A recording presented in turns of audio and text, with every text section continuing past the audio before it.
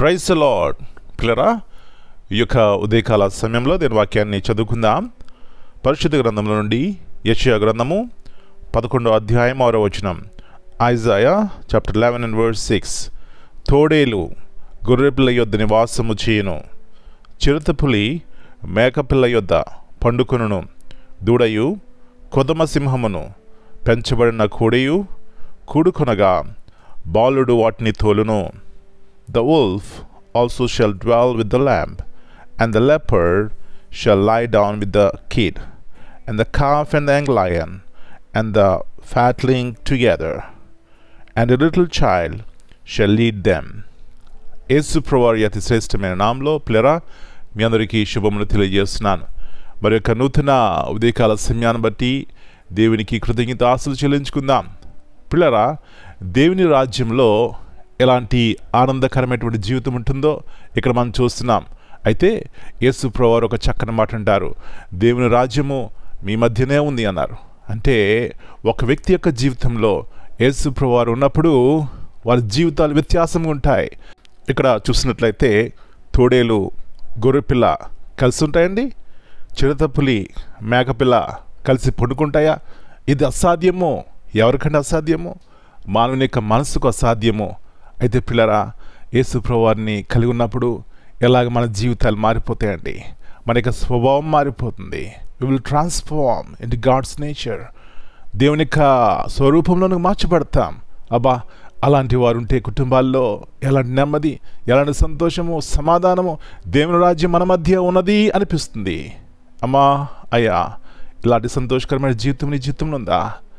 దేవుడు అసాధ్యమైనవి సాధ్యపరిచే దేవుడు. ఒకవేళ ఇంకా కుటుంబాల్లో మారిన వారు ఉన్నారా? అయితే దేవుడు మార్స్తే మీ జీవితంలో మీ కుటుంబాల్లో ఎలాంటి పరలోక సంబంధమైనటువంటి ఆనందం ఉంటుంది. వాగ్దానం చేసిన వాడు నమ్మదగిన దేవుడు కాబట్టి విశ్వాసంతో ఆయన పాదాలు పట్టుకుంటే ఏదైతే అసాధ్యమో, ఏదైతే మన జీవితంలో అందదో, మనం ఊహించలేమో, అది సాధ్యపరిచే దేవుడు. అలాంటి గొప్ప దేవుని మనం కలిగి ఉన్నాం. అందును బట్టి ఆయన కృతజ్ఞతాస్తులు చెల్లించి ఆయన హత్తుకుని విశ్వాసం కలిగి జీవిద్దాం.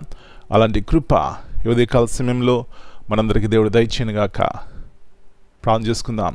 ప్రభువా, పరిశుద్ధమైన తండ్రి, మీ పరిశుద్ధమైన అతి శ్రేష్టమైన నాను బట్టి మీ కొందనాలు చెల్లిస్తున్నాం. మా యొక్క తలంపులకు ఊహలకు అందనవి మీరు చేసే దేవుడు. తోడేళ్ళు గొర్రెపిల్ల కలిసి ఉండలేవు ప్రభువా.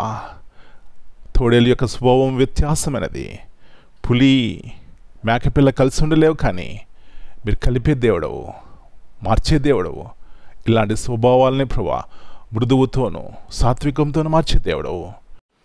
కాబట్టి మార్చే దేవుని వైపు చూసి మా కుటుంబాల్లో పరలోక రాజ్య సంబంధమైనటువంటి ఆ యొక్క శాంతి, సమాధానం, సంతోషం కలిగి ఉండడానికి సహాయం ఇచ్చేయమని మనం మీ చేతికి అప్పగించుకుంటూ మీ వాగ్దానాలని మా జీవితంలో నెరవేర్చమని, ఇంకా మా ప్రియుల కుటుంబాల్లో దుఃఖం ఉందా, వ్యాధి ఉందా ప్రభువా, ఇది అసాధ్యమని ఆ నిరీక్షణ లేకుండా ఉందా ప్రభువా, మీరే వారికి జయమిచ్చి బలపరిచి సహాయం చేయమని మనం మీ చేతికి అప్పగించుకుంటూ యేసయ్య అతి పరిశుద్ధమైన ఘనమైన నామమును బట్టి ప్రార్థన చేస్తున్నాను తండ్రి. Amen. God bless you all. My dear brothers and sisters, greetings in the precious name of our Lord and Savior Jesus Christ. Here we see in Isaiah chapter 11 and verse 6, the wolf will live with the lamb, the leopard will lie down with the goat. God's kingdom brings the consolation. Divisions, hostility and fear will be removed. What seems impossible, like wolf and lamb together, becomes possible when Christ rules with justice and righteousness. My friend, in this morning time, what a God we are serving. Let's put our faith in Him and get this peace and the kingdom of God in our lives. Amen.